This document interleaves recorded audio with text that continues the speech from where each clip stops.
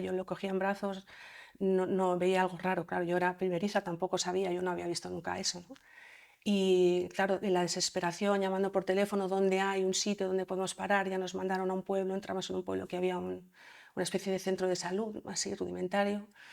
Cuando nos vio entrar el médico con el niño, el médico me decía, no, no, no, llévatelo, llévatelo, como le vería, que no, llévatelo, llévatelo. Digo, pero ¿dónde lo llevo? ¿Dónde lo llevo? Si yo no sé dónde llevarlo. Y en ese momento, pues el hombre se ve que también se puso nervioso, llamó a una ambulancia, vino una ambulancia, ya le pusieron oxígeno, pero cuando llegamos al hospital de Zamora, acabamos en Zamora, en un hospital de Zamora, pues entramos corriendo a urgencias y bueno, el niño yo lo llevaba prácticamente desfallecido en los brazos, ¿no?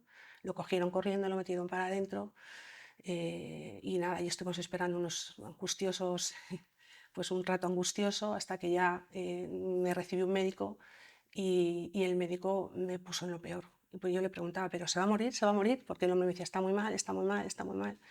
Y yo le decía, se va a morir, pero se va a morir, pero se va a morir. En ese momento de desesperación, yo, bueno, lo recuerdo todo ya a partir de ahí un poco en nebulosa, porque ya recuerdo que nos mandaron a una habitación, recuerdo ver a mi bebé en una habitación, pues imagínate, lleno de tubos y de cosas por tal, respirando, respirando, y no te preocupes, es un niño fuerte, es un niño grandote, está tal, está luchando mucho, tal, tal, tal.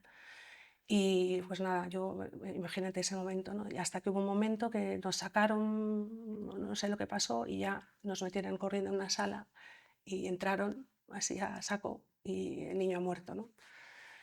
Entonces fue, imagínate, ¿no? Lo que fue eso. Yo no reaccionaba, me decían, esta niña no, pero ya llegaron unos cuñados, llegó gente, no sé, yo recuerdo así un poco, ya he conseguido entrar a mi madre, porque y que estaban, claro, estaban en Madrid y yo no reaccionaba. Em, Sé que me dieron pastillas Un y shock. un shock Un shock absoluto. total. Yo decía, o sea, yo me recuerdo que llegó mi madre, me abracé y ya no recuerdo más. Me dieron pastillas y estuve pues varios días. Yo no pude ir al entierro de mi hijo, o sea, yo no fui, claro, no pude ir. Estabas en circunstancias. Estuve varios días absolutamente, bueno, pues eso. Yo entiendo que hicieron, claro, hicieron lo correcto para salvarme, para poder superar esto. Me despertaba un poco, era consciente de la situación otra vez y así estuve pues varios días en casa de mi madre, por supuesto. Mi madre que seguida me llevaba a su casa para atenderme allí y, y ahí estuve, bueno, fueron unos días poco a poco, pues fui, ¿no? Intentando, bueno, pues Asimilar. hacerme fuerte también pues también bueno, no solamente yo había sufrido esa desgracia de morir mi padre y mi hijo en una semana, ¿no? La desgracia la habían sufrido todos, la había sufrido mi madre, que era su primer nieto, la habían sufrido mis hermanos y ellos estaban haciendo un esfuerzo extraordinario por mantenerme a flote, ¿no?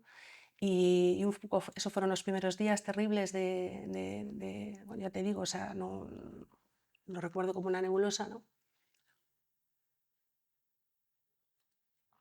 Y después, pues los días posteriores, pues imagínate, ¿no? Volver a tu casa, tener tu habitación que le habías puesto a tu niño pues eso, imagínate la habitación que le pones a tu hijo, la primera habitación que le pones a tu niño cuando nace, ¿no? Pues todo ideal puesto, todo, tú llegas ahí a tu piso vacío, ¿no?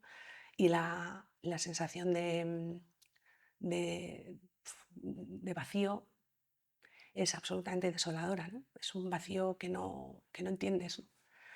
Pero bueno, estaba el trabajo, estaba la empresa, estaba mi madre, estaban mis hermanos y no sé cómo. Bueno, sí sé cómo porque yo afortunadamente soy muy creyente y creo que cuando te ocurren cosas tan terribles, Dios te da la fuerza. Si crees en Él y le pides, Dios te da la fuerza para soportarlo.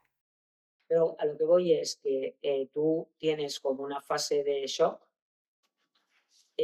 otra que dicen que es de negación. Yo la negación no recuerdo haber tenido esa fase.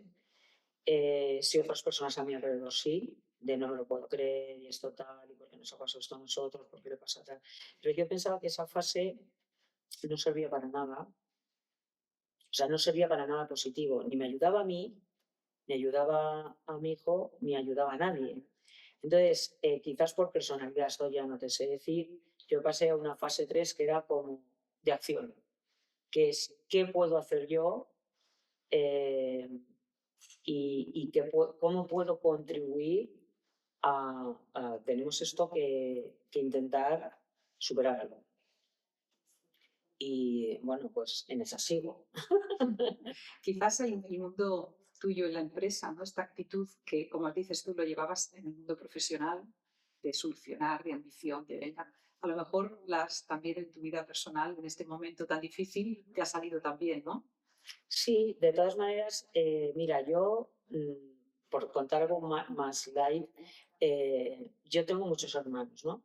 Y tengo solo una hermana, los demás son varones. Y mi hermana y yo, que mi hermana es mi mejor amiga, nos llevamos 13 meses. Entonces mi hermana es guapísima, simpatiquísima y tal. Entonces yo recuerdo cuando éramos pequeñas que venía alguien a casa y tal, y las niñas tal, y siempre decían, qué guapa es la pequeña. Ay, qué simpática es la mayor, pero yo era muy gordita. Entonces yo pensé, Mónica, hay que hacer una estrategia de posicionamiento. O sea, yo no quiero ser la gordita. Entonces empecé a estudiar, y voy a ser la lista. Empecé a estudiar y tal, y no sé qué, y además voy a hacer música, y ahora voy a tocar el piano, y ahora voy a no sé qué y tal. Hasta que un día que veía que la gente decía, qué guapa es la pequeña, qué inteligente es la mayor. Y yo dije, conseguida el posicionamiento de marca. Se puede fracasar y se fracasa muy a menudo, en todo, pero no te queda otra. Y en un tema médico que no depende de ti, más todavía. Ahora bien, ahí es cierto que cuando no es en ti, sino que encima es en alguien muy cercano, como es un hijo o una hija, tienes una responsabilidad de muchos tipos, pero también emocional, porque la actitud y cómo afrontas ese golpe vital, no tuya, sino la persona que lo está sufriendo, de hecho yo ahora trabajo desde hace muchos años en ese terreno, contribuye al tratamiento, contribuye a superarlo o contribuye a llevarlo mejor. A lo mejor no te puedes curar. Claro. Y cómo yo estoy intentando situarme en ese momento, ¿no? En que das a luz de tu primer hijo y a la vez de ese regalo de ser madre, te viene este golpe, te viene un niño que no está sano 100%. Mm, ¿Cómo viviste la maternidad unido a este dolor o este shock? La verdad es una pregunta que no me he hecho nunca de cómo vivir la maternidad. Yo recuerdo que estaba totalmente centrada en intentar que se curara. Que Eso era, yo me levantaba y pensaba en eso, me acostaba y pensaba en eso, trabajaba eh, con ahínco y tal, porque pensaba, yo tengo que ser capaz de que mi hijo tenga acceso a cualquier tratamiento actual o futuro que exista que a él le pueda ayudar, que es lo que yo quería, ¿no? Lo quería con todas mis fuerzas.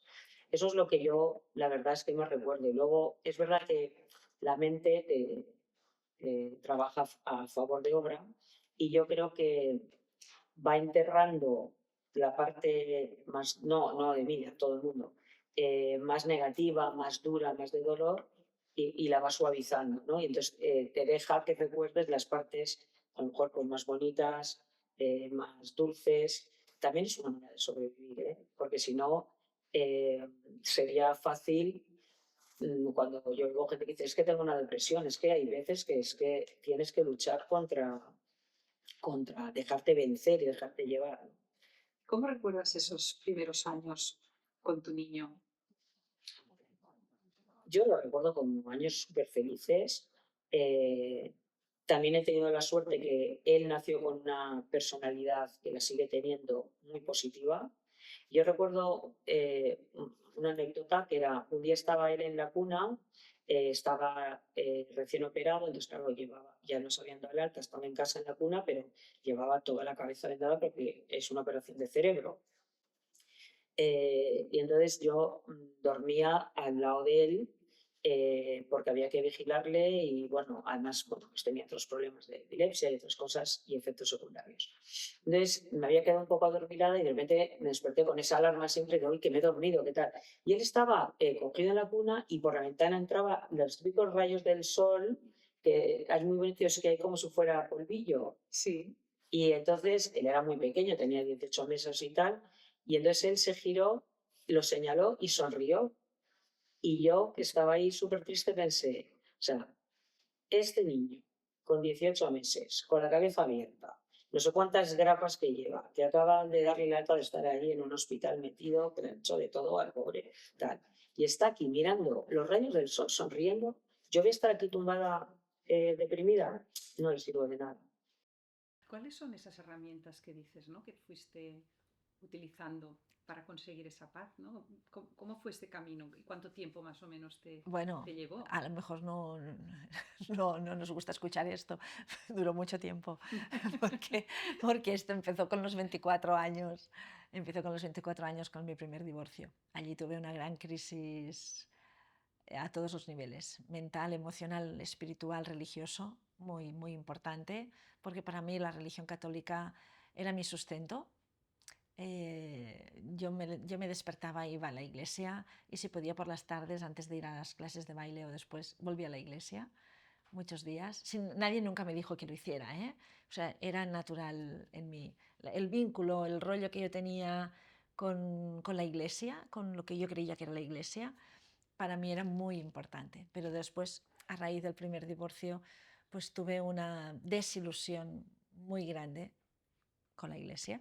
¿Pero por qué? Porque en esos momentos de esa crisis en el que estábamos con el divorcio, pues yo fui a confesarme, pues para buscar paz, Claro, ¿sabes? Para que el cura me dijera, vale, reza unos cuantos Ave Marías y vete ya a dormir está. tranquila. Pero resulta que no, que el cura me dijo, sal de la iglesia, que no eres digna de estar aquí. Entonces yo dije, pero bueno, ¿qué está pasando aquí? Entonces, y me lo dijo 3 veces. Vaya shock, ¿no? 3 veces.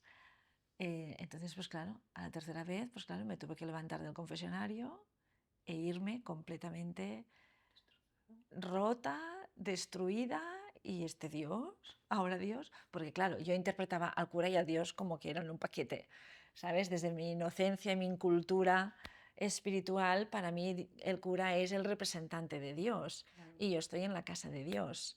Entonces, claro, que el cura me diga, levántate y sal, que no eres digna de estar en la casa del Señor, pues claro, ¿y ahora dónde voy? ¿Sabes? Claro que tenía mi casa, pero para mí eso era mi refugio. Entonces, claro, allí ya empezó la bomba de empezar a buscar respuestas. ¿Quién es Dios?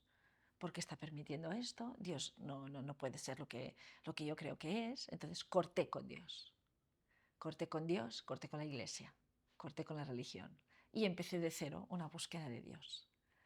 A través del estudio, de la meditación, de conocer más filosofías. Empezó un camino interno para yo seguir con mi baile, pero necesitaba mi iglesia, ¿sabes?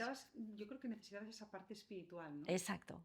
Que no la tenía, que yo pensaba que sí, pero era una parte espiritual externa, porque todo el poder lo tenía ese Dios exterior que está en la iglesia. Solo está en la iglesia, no está en ningún otro sitio. Por eso yo tenía que ir a la iglesia cada día, ¿sabes? Pero claro, gracias a esta situación, gracias al cura, pues empecé otro camino Claro. y muy solitario, porque coincidía con el divorcio, claro. Y bueno, ¿Y tu familia supo todo esto, que tú habías abandonado a la iglesia? ¿Lo no, llevaste por dentro todo, sí, tú sí, no, no, solita? no, sí, sí, sí, sí. Ellos vieron que yo ya no iba a la iglesia, ellos lo vieron, pero como yo ya no vivía en la casa, entonces pues ellos hasta este punto no llegaron. Solo fue años mucho más tarde que lo empecé a contar con algunos hermanos, pero mi padre ya desencarnó, yo creo que mi padre no lo llegó a saber nunca y mi madre a día de hoy creo que tampoco. Y en ese momento, ¿tenías alguna persona que te ayudase? ¿O lo llevaste totalmente sola con libros o con lecturas? No, no, no, no, ¿Cómo no. fue tu trabajo? Sí, sí, sí. O sea, mi círculo de amigos también desapareció porque estaban vinculados A tu ex, ¿no? al ex, a la iglesia, a todo esto. Entonces, pues realmente, pues incluso mi compañero de trabajo también, pues sí, fue un camino de decir, estoy desnuda y no sé a dónde tengo que cogerme, pero sí que por dentro intuía que había un camino. Entonces, pues pedí, si hay alguien allí, no pedí a Dios, si hay alguien allí que me traiga el quién. Y entonces pues apareció a través de una alumna de baile. Una chica, una alumna, un día me vio bastante mal, parece ser, y me dijo, creo que tienes que conocer a esta chica. Y fui a conocer a esta chica y resulta que es María Ángeles Gómez, que es la que fue mi maestra espiritual por 9 años seguidos. Y a día de hoy pues seguimos colaborando, seguimos haciendo juntas cosas. Ella fue la que me empezó a mirar, a descubrir el camino interno. ¿Qué es lo primero que te dijo o que te sorprendió de lo que te dijo?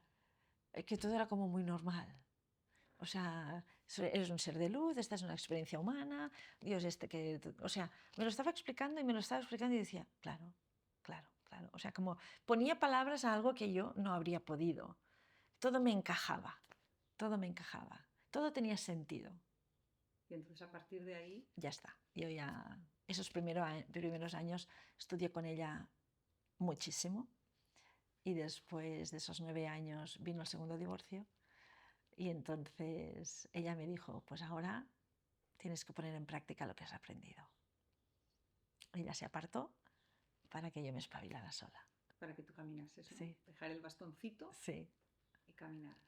Y Sí. luego, después de todos estos años con esta maestra, ¿qué otras herramientas o cómo encontraste tu camino de nuevo, ¿no? Porque vas haciendo un poquito de todo, que supongo que es lo que le pasa a mucha gente, ¿no? Que dices, mira, pues acabo de escuchar el Ho'oponopono, o acabo de ir a unas constelaciones familiares, o acabo de hacerme el árbol. O sea, que es posible que cada uno encuentre o le llegue a su vida cosas, y yo estaba haciendo todo, absolutamente todo, pero era un cacao mental impresionante hasta que conocí el curso de milagros. Y entonces el curso me explotó la cabeza, pero me unió todas las piezas. ¿Cómo fuiste a parar? Es que esto lleva tema, ¿eh? O sea, esto yo lo voy a enseñar aquí porque esto es... ¿Os acordáis del libro gordo de Petete? Bueno, pues explícanos cómo llegaste y luego te voy a explicar yo mi historia. Pues estaba en el grupo de las constelaciones, que iba siempre que podía porque las hacía una monja que era amiga de Bert Hellinger y a mí me encantaba esa monja, bueno, me encanta porque aún está haciendo trabajo. Y el grupo pasaron por correo electrónico un PDF del curso. Y claro, yo me lo tragaba todo, pero a mí leer por el ordenador no, No te iba bien. no me va, no me concentro. Pero bueno, estoy así pasando un poco, mira, pues dice no sé qué. Pero claro, me quedé parada en una frase que ponía que Dios no ha creado el mundo. Entonces aquello me dejó así, ¿no? Porque no le había puesto palabras aún a esto. Pero estoy en tantas cosas y el PDF me cansa y tal, y no sé qué. Y un día en uno de los viajes, entrenando con mi pareja de baile, yo cada jueves entraba en la estación de tren de Sants de Barcelona y llevaba la bolsa y siempre hojeaba algún libro. Y cada semana me compraba un libro para leerlo en el tren de ida y de vuelta, cada semana. Pero ese día digo, no me voy a comprar ninguno. ¿Por qué tengo que comprarme cada día un libro? Pues ahora no me compro ninguno. Y bueno, y estoy por allí y me giro y de la percha de los libros de bolsillo cayó al suelo Volver al amor de Marianne Williamson. Lo cojo, miro la portada, mira, va de ser PDF y tal, pero lo dejo porque he decidido que no lo voy a comprar. Me giro y se vuelve a caer el libro 2 veces. Lo cojo, miro un poquito más, no, que cada semana estoy comprando un libro, dejo el libro, me giro y ya sabes, la señora que estaba reponiendo los libros dice, señora, que ese libro quiere venir con usted. Estás Todo va centrada bien. en lo que es, sin aspirar a que nada cambie ni desear que nada acabe, sino que es completa rendición. Porque como no sabes qué está pasando y es como tan aparentemente sobrehumano, es como, ok, pues aquí estoy, ¿no? Estás completamente por primera vez disponible. Y la vida, cuando tú estás disponible, cuando encarnas un sí, es como, ¡ah, bien! Porque ahora voy a jugar a través de ti. Y como te comentaba antes, la vida está hecha con el propósito de celebrarse a sí misma y de la benevolencia. Cuando alguien está abierto y encarnando un sí, milagros van a pasar. Esos 3 años tú allí, en tu paz. ¿Y en qué momento se te ocurrió irte a un ashram? Y Mm. explícanos un poquito, más qué es un ashram y cómo se vive allí. O sea, Ujú. Nunca había escuchado qué es un ashram. En mi casa nunca fueron ni religiosos ni no religiosos, pero sí que eran muy miedosos. Entonces, todo lo que fuera algo que no fuese familiar o que saliese en las noticias o algo así, todo era peligro. Entonces yo crecí con ese condicionamiento de todo alerta, todo miedo y con ese miedo metido en el cuerpo, ¿no? Entonces, yo no sabía que era un ashram, pero lo que sí que sabía es que estaba sufriendo en ese primer año dentro de la habitación, ¿no? Entonces, estaba en YouTube, supongo que estaría buscando como soluciones para la depresión o cómo mejorar y de repente vi a un señor, lo que se llama un maestro vivo, ¿no? En vida o algo así, que se llama Mooji. Y yo no sabía ni cómo se llamaba, ni lo que era un maestro vivo, ni lo que era em, un ashram, ni nada de eso. Pero cuando vi a ese señor que hablaba en inglés y hace 10 o 12 años mi inglés lo entendía así, así, no me hizo falta en comprender qué decía para empezar a caer lágrimas por los ojos, pero a raudales.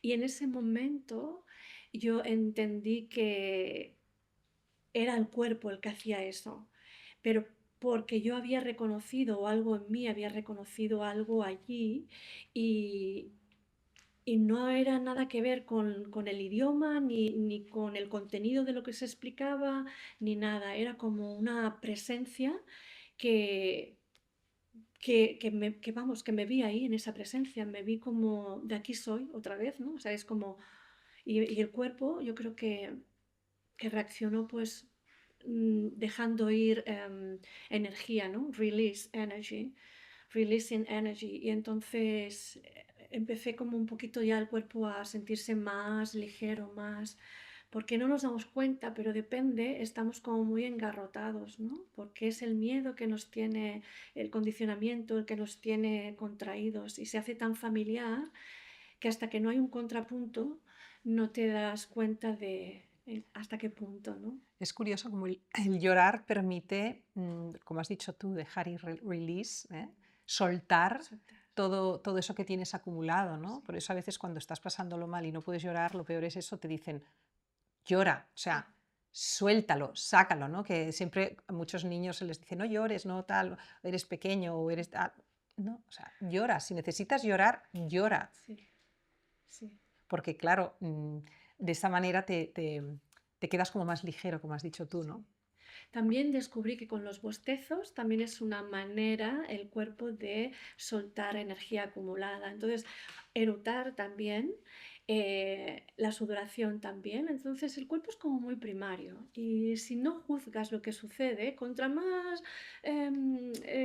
maneras tenga más divertidas de sacar esa energía, fenomenal. Mejor. Porque al final tu sistema se vacía y tú lo que quieres es estar ligero, ¿no? Y cuando, ya te digo, cuando lloras o cuando sudas o cuando erutas o cuando bostezas, buenos signos. Muy bien. Entonces, Sí. ¿en qué momento? Supongo que viste a este hombre, te pegaste tú ahí Los lloros. los lloros, te quedaste a gusto.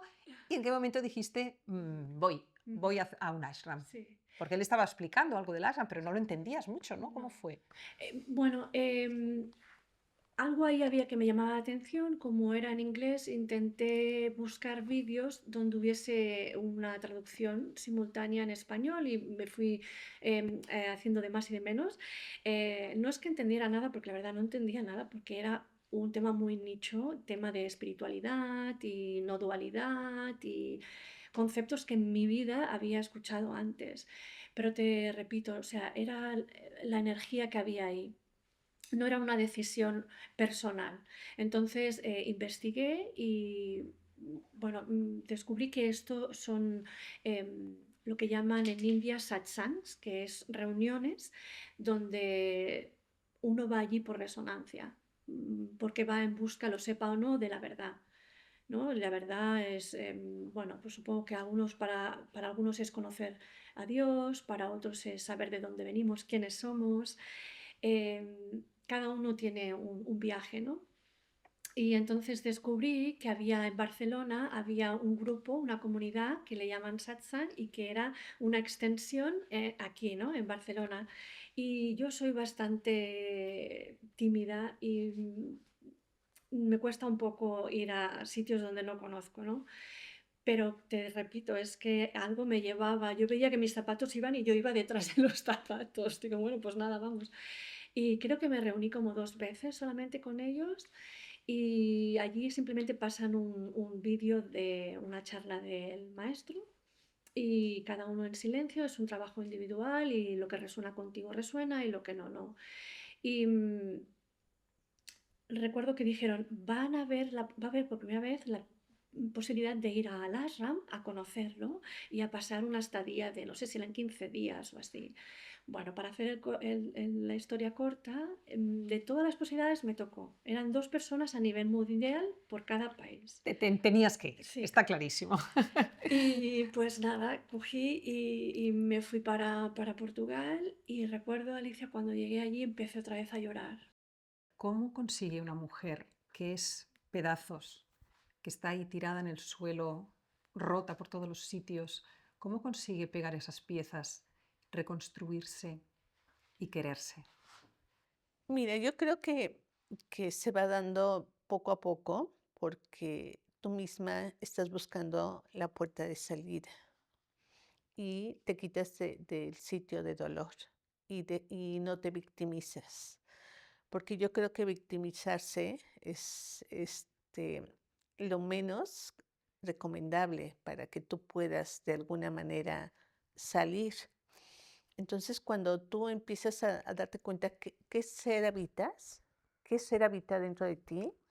Yo, por ejemplo, habitaba una persona que fui muy feliz en mi juventud, que fui muy amada por mi familia, que me enamoré profundamente del primer novio, que disfruté mucho a mis amigos, que bailaba rock and roll, que tenía pasiones literarias, pasiones en la locución, en la poesía. Pues entonces lo que hice fue recuperar a esa mujer, traerla de invitada nuevamente conmigo y dejarla que hiciera lo que le diera la gana. Y entonces, de esa manera, un día me volví a mirar y dije, bueno, me gusta la mujer que ahora soy, con proyectos propios, sin tenerle que pedir permiso a nadie, pero eso no quiere decir que yo también sea feliz solamente conmigo misma. Yo creo que los seres humanos nacimos para compartir y que podemos vivir en común sin ningún problema. Es decir, que por lo que estoy escuchando, tú durante el tiempo que estabas todavía allí enganchada, ya te ibas tú poco a poco transformando. O sea, estabas tú en el propio dolor y poco a poco te ibas transformando Claro. hasta en el momento que tú ya tenías la fuerza suficiente para decir, mira, ya basta, ya no puedo más y abandonaste, ¿no? Mira, yo creo que más bien lo que hice fue volverme a dar todo aquello que me hacía feliz y que a veces olvidas por lo que tú quieras. Entonces dije, ¿qué me hace feliz? Escribir.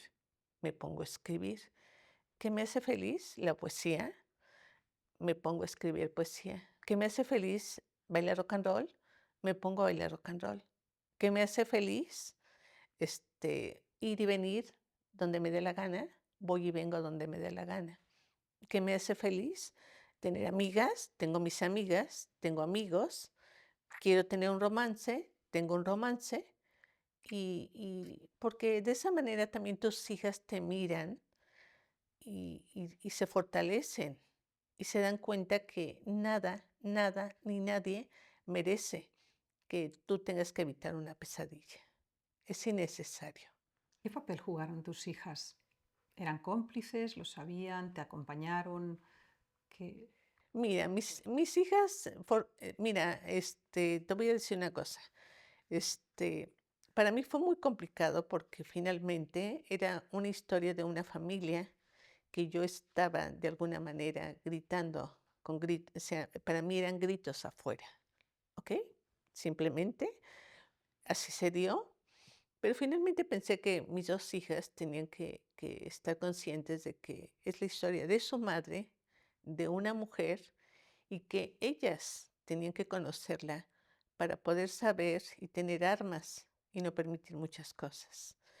Finalmente, ellas fueron mis aliadas y después mis promotoras, pero ellas también a su vez aman con todo el alma a su padre, porque finalmente creo que él se ganó su amor, pero yo también siempre, toda la vida, contribuí para que lo amaran y lo respetaran profundamente. Son 2 cosas diferentes donde tienes que separar y no puedes involucrar. Qué bonito y qué generoso es eso. Además, sé que en el libro hablas de que él es o ha sido siempre un buen padre. Claro. De hecho, lo elegiste para ser el padre para tus hijos, ¿no? Mira, mi otra hija el otro día me escuchó hablando, sobre la vez que yo dije: "Ese hombre va a ser el padre de mis hijas", y Gaby me dijo algo que me dejó así como lección. Exacto, tú elegiste el padre de tus hijas, pero no al hombre de tu vida. ¡Wow! Entonces, ¡Qué poderoso esto! dije: "Uy, eso es también una lección de vida", ¿me Es entiendes? curioso, a veces dicen cuando las personas tienen un deseo y quieren manifestarlo y escriben, y hay muchas, hoy en día se habla mucho de esto, ¿no?